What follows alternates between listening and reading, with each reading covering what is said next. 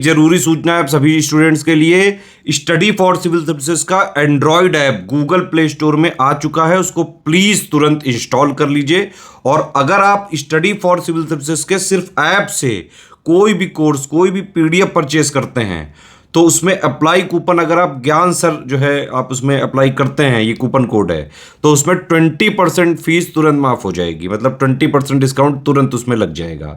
ज्ञान सर लिखना है, नॉर्मली ज्ञान सर, स्मॉल लेटर में है सब कुछ, कोई स्पेस नहीं, कोई कॉलम नहीं, सिर्फ ज्ञान सर, GYANSIR। इस तरह से अगर कूपन कोड लगाते हैं आप ऐप में बाई करने से पहले, जो अप्लाई कूपन वाले में आता है, तो 20% का डिस्काउंट तुरंत मिलेगा। वीडियो देखिए। नमस्कार साथियों, स्वागत है आप सभी का स्टडी फॉर सिविल सर्विसेज में। ये क्लास है हमारी प्राचीन भारत की, और प्राचीन भारत में हम लोग पढ़ रहे हैं गुप्तोत्तर काल। लास्ट क्लास में हमने डिस्कस किया था वर्धन वंश को। आज हम वर्धन वंश से आगे बढ़ेंगे और आज हम डिस्कस करेंगे मैत्रक वंश को। वर्धन वंश को हमने पढ़ लिया था, हर्षवर्धन को हमने पढ़ लिया था। देखो भाई, मैत्रक गुप्त शासकों के अधीन शासक थे जिन्होंने गुजरात के सौराष्ट्र पर शासन कर पश्चिम भारत में अपना स्वतंत्र साम्राज्य स्थापित किया। मैत्रक वंश के शासकों में ध्रुवसेन द्वितीय सबसे महत्वपूर्ण शासक हैं, जो हर्षवर्धन के समकालीन हैं। उन्होंने हर्ष की पुत्री से विवाह भी किया। लास्ट क्लास में हमने देखा था कि जो है ध्रुवसेन के साथ जो है मारकाट मची और हर्ष ने ध्रुवसेन को हरा दिया, लेकिन बाद में ध्रुवसेन से प्रभावित होकर उन्होंने अपनी बेटी का विवाह ध्रुवसेन से कर दिया। हवेन सांग के लिखित साक्ष्यों से पता चलता है कि हर्ष के प्रयाग महासभा में ध्रुवसेन भी सम्मिलित हुए थे।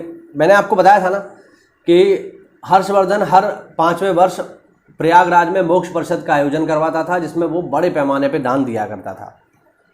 मैत्रक ने वल्लभी को भी अपनी राजधानी के रूप में विकसित किया, जो शिक्षा का एक प्रमुख केंद्र था। वल्लभी में एक यूनिवर्सिटी भी थी, वल्लभी विश्वविद्यालय, जो कि बौद्ध धर्म से एक जुड़ी हुई थी और एक इम्पोर्टेंट यूनिवर्सिटी थी। ध्रुवसेन ने हर्ष के प्रयाग एवं कन्नौज धार्मिक सम्मेलनों में भाग लिया था। महाकवि भट्टी ध्रुवसेन चतुर्थ के दरबार में रहते थे। ठीक है, ध्यान रखना, ये है ध्रुवसेन चतुर्थ। यहाँ हम अभी तक बात कर रहे थे ध्रुवसेन सेकंड की। चलिए आगे बढ़ते हैं। आगे थोड़ा सा आज हम देखेंगे मौखरी वंश को भी। मौखरी वंश वही है जिसके साथ हर्षवर्धन की बहन का विवाह होगा, और वो व्यक्ति जो है जिनके साथ विवाह हुआ है वो है गृहवर्मा, और उनका संबंध मौखरी वंश से ही है। तो याद रखिएगा। जरा देखते हैं इनके बारे में। देखिए, मौखरी भी गुप्तकालीन शासकों के अधीन शासक थे और सामंत की पदवी का इस्तेमाल करते थे। वे पश्चिमी उत्तर प्रदेश के कन्नौज में शासन करते थे, जिसने धीरे धीरे उत्तर भारत के राजनीतिक केंद्र के रूप में पाटलिपुत्र का स्थान ले लिया। किसने ले लिया? कन्नौज ने। ध्यान रखना। कन्निंघम ने मौखरी और मौर्यों में समानता स्वीकार करी है। मौखरी वंश की जानकारी का प्रमुख स्रोत हरहा अभिलेख तथा असीरगढ़ मुद्रा लेख है। पाणिनि के अष्टाध्यायी में मौखरी शब्द का उल्लेख मिलता है। मौखरी शिव के उपासक थे। इनके अभिलेख नागार्जुन, बराबर पहाड़ियों, जौनपुर तथा हरहा बाराबंकी से प्राप्त हुए हैं। उनकी मुद्राएं भिटौरा, अयोध्या तथा आई छत्र से मिलती हैं। आई छत्र का मतलब हो गया बरेली का इलाका है। ठीक है, ध्यान रखना, बरेली और रामनगर। असीरगढ़ ताम्रपत्र अभिलेख के अनुसार ईशान वर्मन को मौखरी राज्य का वास्तविक संस्थापक माना जाता है। ध्यान रखना, ईशान वर्मा मौखरी का वास्तविक संस्थापक। ईशान वर्मा महाराजा धीराज की उपाधि धारण करने वाला तथा मुद्राएं चलाने वाला पहला मौखरी शासक था। इसके शासनकाल में मौखरी साम्राज्य आंध्र प्रदेश, ओडिशा, बंगाल तक विस्तारित था। आंध्र प्रदेश के राजा ईशान वर्मा से हार गए। यह संभव है कि वह विष्णुकुंदिन परिवार के सदस्य थे, और मौखरी वंश से ही जुड़ा हुआ है साथियों ग्रह वर्मा। ठीक है, और ग्रह वर्मा के साथ ही विवाह हुआ है राज्यवर्धन या हर्षवर्धन की बहन राज्यश्री का, जिसकी हत्या कर देगा शशांक। किसकी? गृहवर्मा की।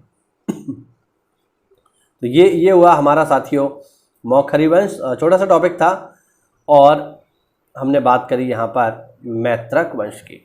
छोटा सा वीडियो था। अगले वीडियो में हम बात करेंगे गुप्त एवं गुप्तोत्तर काल के जो इंपॉर्टेंट प्रीवियस ईयर क्वेश्चन है जो पेपर में पूछे गए हैं उनके बारे में। तो चलिए साथियों, मिलते हैं अगली क्लास में। और अगर आप हमारे किसी भी पेड ग्रुप प्रोग्राम से अगर जुड़ना चाहते हैं जो कि चल रहे हैं PCS, BEO और आरओ ARO परीक्षा के लिए तो फिर आप इन नंबरों पर कॉल करके हमसे जुड़ सकते हैं।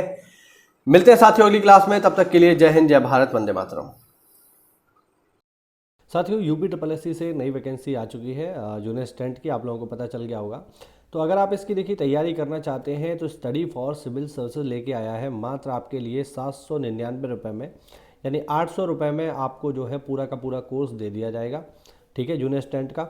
इस कोर्स की क्या क्या खास बात होगी मैं आपको बताता हूँ। इसमें सारे के सारे आपको रिकॉर्डेड लेक्चर मिलेंगे। ठीक है, इसके अलावा जो भी लेक्चर आपको रिकॉर्डेड मोड में दिए जाएंगे, लाइव क्लास के माध्यम से दिए जाएंगे, उनकी PDF भी आपको मिलेगी।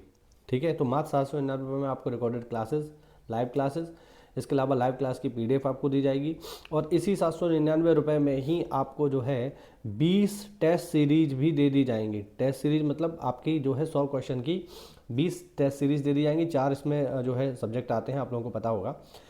तो 20 टेस्ट सीरीज भी आपको इसमें दे दी जाएंगी। मात्र 799 रुपये में कंप्लीट स्टडी मटेरियल आपको मिल जाएगा। तो अगर आप इसे लेना चाहते हैं तो नीचे दिए गए नंबर पे कॉल करके आप हमसे जुड़ सकते हैं और इस कोर्स को लेकर के आप ज्वाइन कर सकते हैं। बहुत ही बड़ी वैकेंसी है जूनियर असिस्टेंट की, आज ही तैयारी करिए और इसमें अपना सफलता प्राप्त कीजिए।